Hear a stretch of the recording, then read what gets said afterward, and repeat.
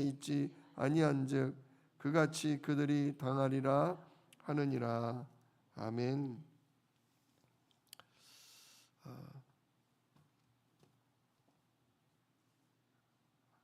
오늘 이 예루살렘, 죄 가운데 있는 예루살렘 백성을 향한 하나님 말씀에 우리가 두려운 마음을 가져야 합니다. 진짜 하나님이 예수님을 우리의 죄를 끝낸 제사장으로, 사단의 올무에서 해방한 왕으로, 그래서 하나님 만나는 길로 우리에게 보내주시지 않았다면 심판을 피할 자 아무도 없었을 것입니다. 하나님의 은혜로운 구원을 받은 자 아무도 없었을 것입니다. 오늘 1절 말씀 보니까 너희는 예루살렘 거리로 빨리 다니며 그 넓은 거리에서 찾아보고 알라. 너희가 만일 정의를 행하며 진리를 구하는 자를 한 사람이라도 찾으면 내가 이 성읍을 용서하리라. 예루살렘이 그 당시에 한 20만 명이 살았다고 합니다. 엄청 옛날 도시치고는 아주 큰 성읍이다 할 수 있죠. 그런데 그 넓은 예루살렘 거리를 빨리 다니면서 사람을 찾아보라. 어떤 사람을? 정의를 행하며 진리를 구하는 자가 있는지 한 사람이라도 찾아봐라. 한 사람이라도 찾으면 내가 그 성읍을, 예루살렘을 뭐하지 않겠다? 멸하지 않고 용서하겠다. 이 말씀 보면 누구 생각나요? 네, 소돔과 고모라 성에서 하나님이 의인 몇을 찾으면, 의인 10을 찾으면 내가 용서하지 않겠다. 그 10도 뭐 아브라함이 50을 찾으면 어떻겠습니까? 45을 찾으면 40을, 30을, 20을, 나중에 10명. 왜? 하나님이 10명이라도 있으면 내가 멸하지 않겠다니까 자꾸 이렇게 내려갔는데 차마 하나님 한 명은 어때요? 그 소리는 못했어요. 근데 오늘 지금 여호와 하나님께서 예레미야에게 한 사람이라도 정의를 행하고 진리를 구하는 자가 찾아지면 내가 예루살렘 심판하지 않고 뭐한다? 용서한다. 이 말씀이 뭔 얘기예요? 한 사람도 없다 이거예요. 하나님은 지금 심판하겠다는 거예요. 그런데도 용서의 조건을 걸어요. 단 한 명이라도 하나님의 말씀을 따라, 하나님의 의를 따라 살아가는 자가 있다면 내가 멸하지 않고 용서한다. 하나님은 할 수만 있으면 뭐 하시는 분이에요? 용서하시는 분이에요. 근데 그 하나님의 은혜와 용서를 받을 자격이 있는 자가 없어요. 의인은 없나니 하나도 없다. 모든 사람이 죄를 범하였음에 하나님의 영광에 이르지 못하더니.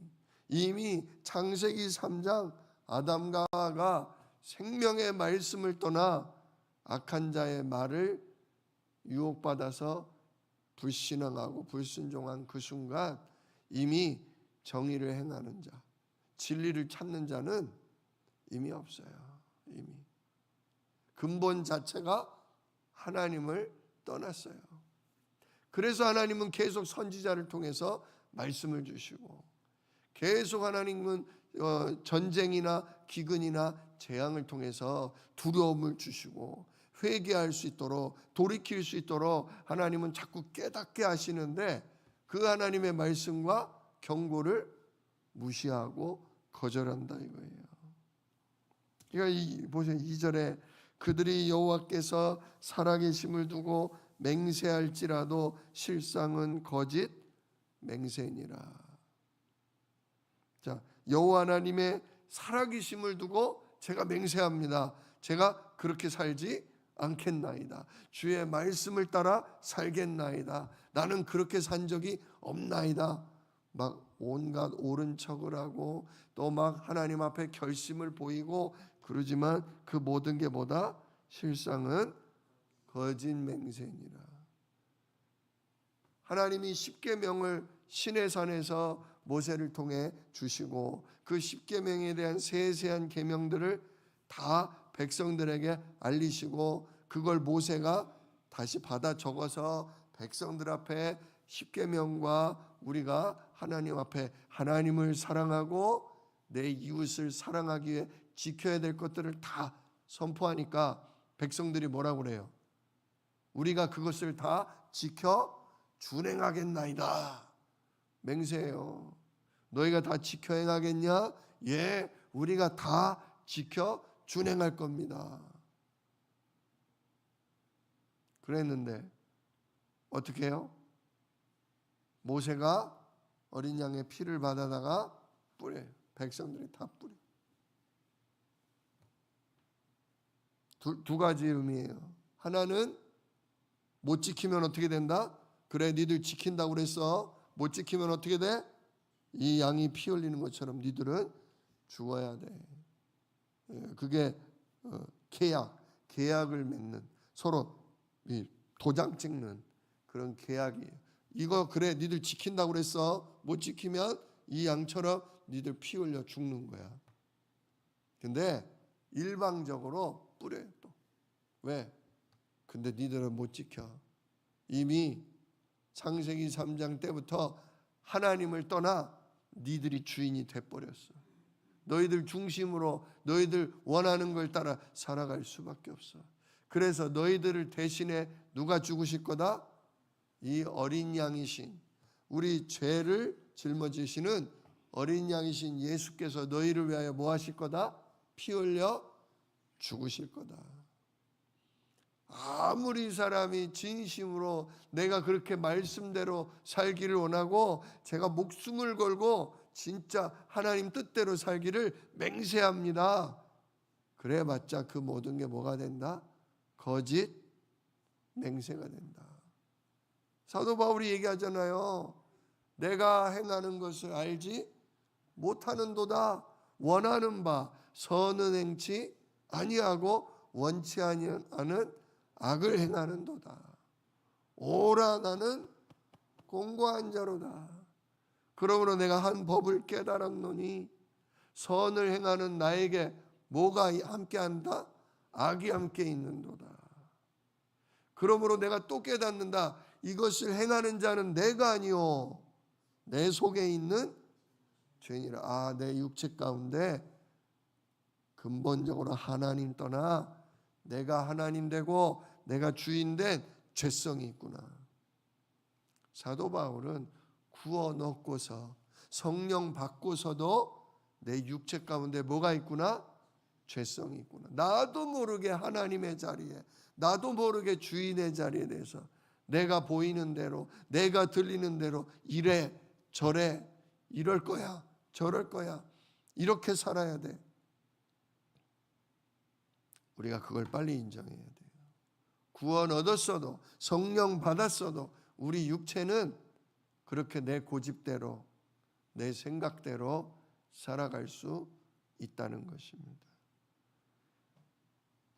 그래서 3절에 보니까 여호와여 주의 눈이 진리를 찾지 아니하시나이까 주께서 그들을 치셨을지라도 그들이 아픈 줄을 알지 못하며. 얼마나 둔하면 하나님이 정신 차리라고 때렸는데도 맞았으면 아이쿠 하나님 잘못했습니다. 제가 말씀드렸잖아요. 저는 어려서부터 별로 안 맞았다고. 왜? 아빠가 화가 나서 야단을 치고 벌을 주려고 그러면 벌써 눈물이 뚝뚝뚝뚝뚝 떨어지고 잘못됐어요.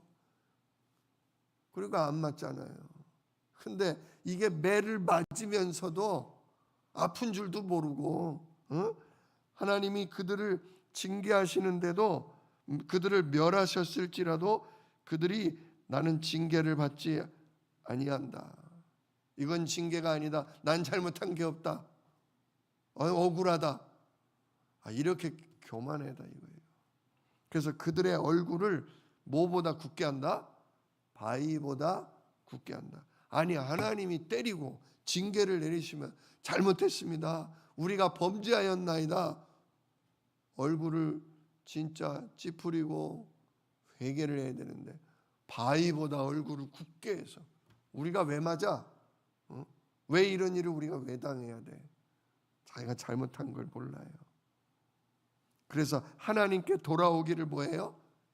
싫어해요. 우리가 범죄했습니다. 하나님이 내 아버지인데, 하나님이 내 주인인데, 모든 건 하나님 손에 있고 하나님이 다스리시는 건데 다 내 마음대로, 다 내가 하고 싶은 대로 내가 주인 대신 이렇게 살아왔습니다. 하나님 용서하십시오. 하나님 우리를 불쌍히 여기십시오.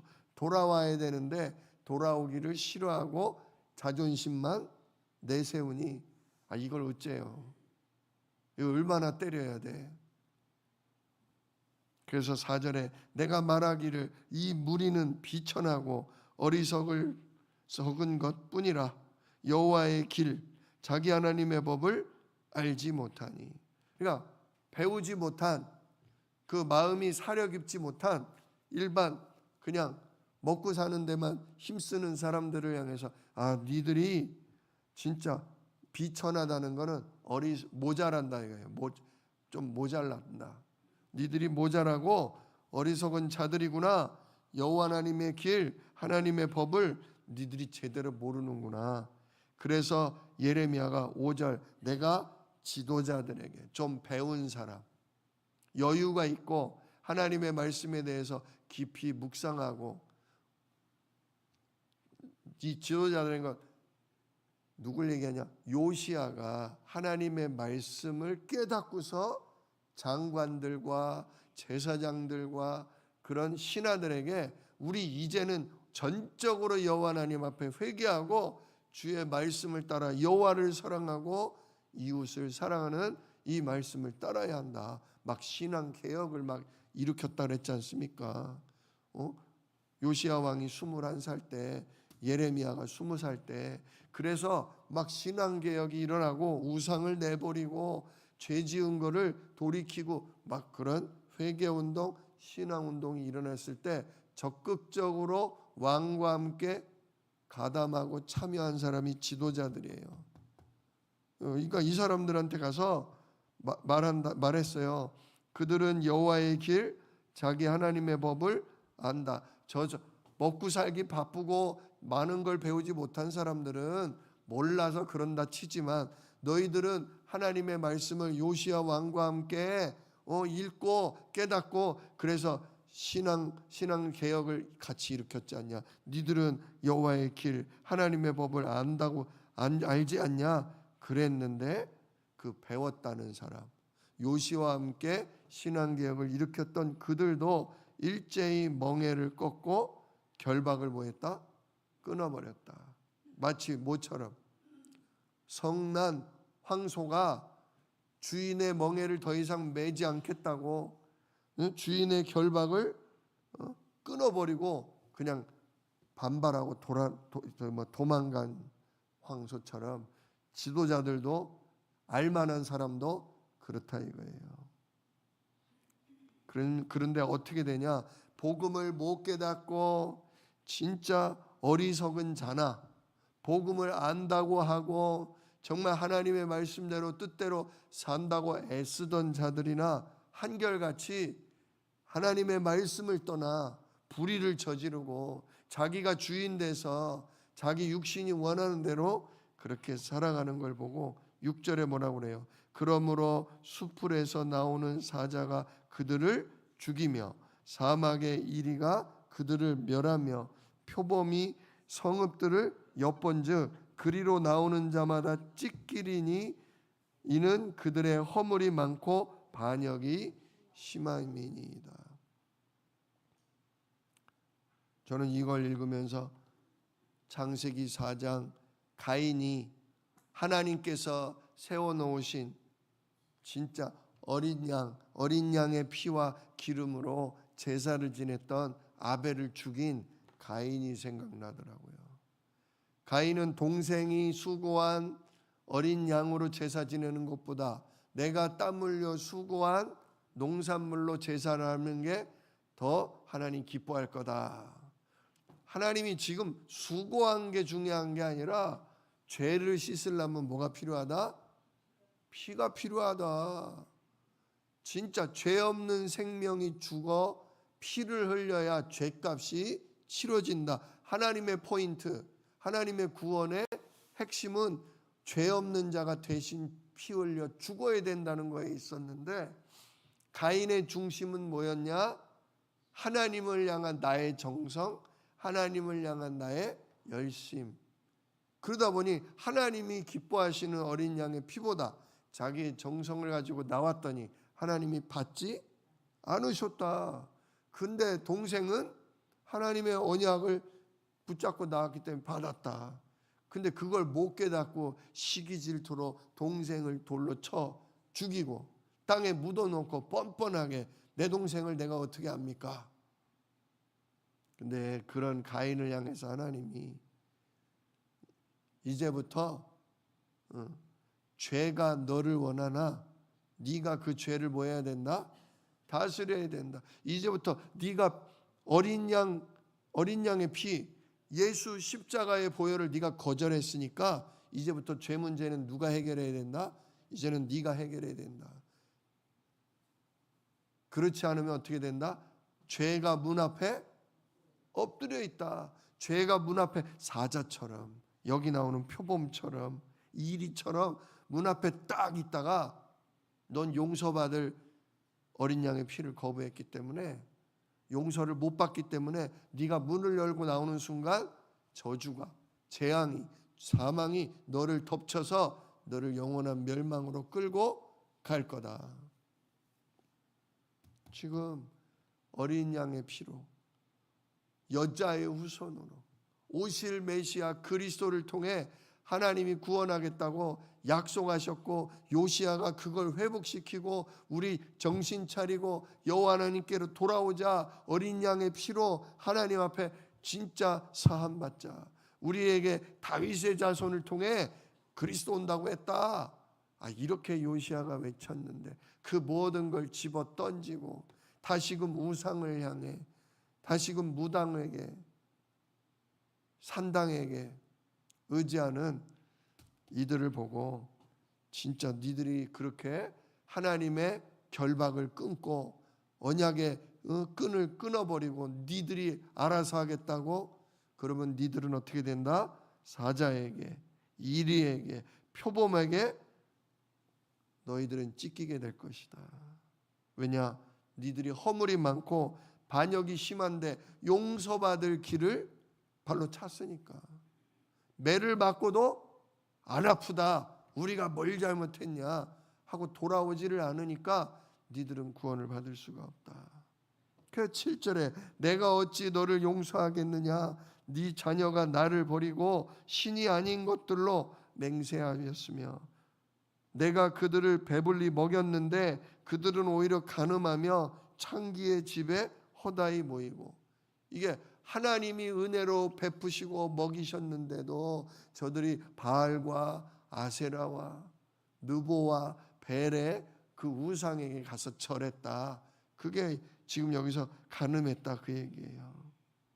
그러면서 8절 두루 다니며 살찐 수말처럼 이웃의 아내를 따르며 행위도 음란하고 간음하고 그렇다 이거예요. 그래서 9절 여호와의 말씀이나 내가 어찌 이들에 대하여 벌하지 않으며 내 마음이 이런 나라에 대해 보복을 안 하겠냐. 하나님이 쳐서라도 깨닫게 하신다 이거예요. 하나님은 돌아오기를, 정신 차리고 오직 예수, 오직 그리스도, 오직 성령 충만, 오직 진짜 하나님 나라로 돌아오기를 원하셔요. 그래서 오늘 10절에 너희는 그 성벽에 올라가 무너뜨리되 다 무너뜨리지 말고 그 가지만 꺾어 버리라. 여호와의 것이 아님이니라. 근데 하나님이요, 바벨론을 통해 예루살렘을 무너뜨리는데 다 무너뜨리지는 말라. 나무, 포도나무, 하나님이 심어놓은 포도나무가 있는데 포도나무를 아주 그냥 밑둥째 뽑아버리지는 말고 어디만? 가지만 꺾어라.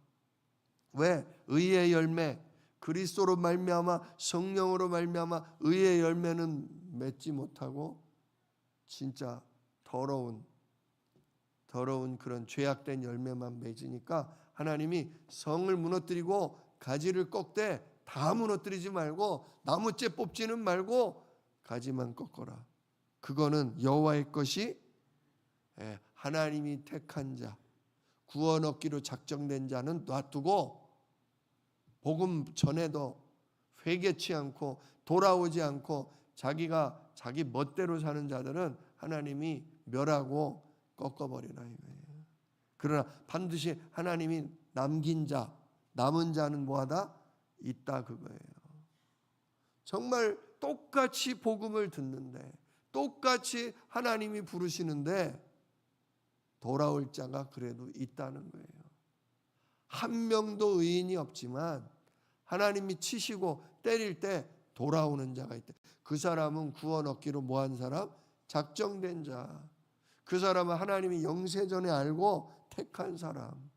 그러나 매를 맞아도 아픈 줄도 모르고 진짜 멸망을 당해도 우리가 왜 멸망을 당하냐. 이런 완전 흑암 중에 잡힌 자가 있다는 거죠. 뭐 그런 내용이 지금 계속 반복돼서 나오는 것입니다. 오늘 4장, 5장, 6장인데요. 하나님의 은혜가 아니면 깨닫지를 못하는구나. 어리석구나. 배운 사람도 못 배운 사람도 여유가 없는 사람도 여유가 있는 사람도 악한 자에게 잡히면 주의 복음을 거부하다가 이렇게 무너지는 성벽처럼 배임을 당하는 가지처럼 하나님의 심판과 재앙 앞에 죽임을 당하고 멸망을 당하는구나. 그러나 하나님의 은혜로 성령의 역사로 깨닫는 자는 구원을 얻는다. 남는 자가 된다. 그들이 다시금 오실 메시아 그리스도를 준비하고 성전을 다시 일으켜 세우고 느헤미야처럼 성벽을 다시 세우는 하나님께 쓰임받는 전도자요 일꾼이 될 것이다. 하나님 나를 긍휼히 여기사 하나님 제가 어리석은 중에도 어둡고 캄캄한 중에도 주의 말씀을 알아듣고 주 앞으로 돌아올 수 있도록 성령의 인도받을 수 있도록 저를 낮추시고 하나님 진짜 저를 안아주시고 저를 등에 업고 저를 인도해 주십시오. 오늘도 기도하시고 특별히 내 주변에 복음 말에도 거부하고 복음 말에도 반응하지 않고 지금 있는 그들을 놓고 오늘 눈물 흘려 기도하십시오.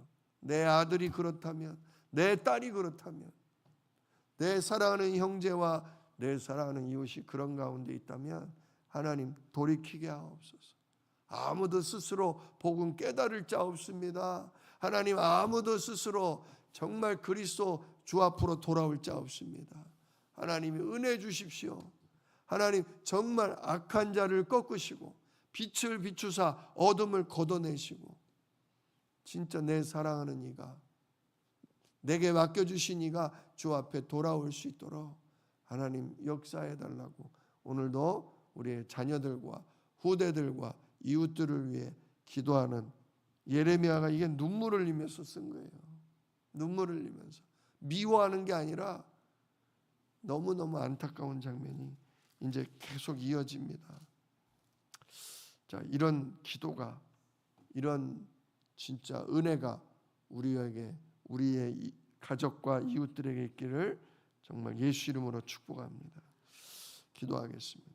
은혜로우신 아버지 하나님, 은혜 받을 만한 때에 돌아와야 하는데 구원 얻을 그 기회에 돌아와야 하는데 그 때를 놓쳐서 매를 맞고 멸망을 당하고 죽임을 당합니다. 진짜 그 20만 명이 사는 예루살렘에 한 명도 주의 말씀을 따라 의롭게 살며 하나님을 찾는 자가 없었다. 그래서 용서받을 수가 없었다.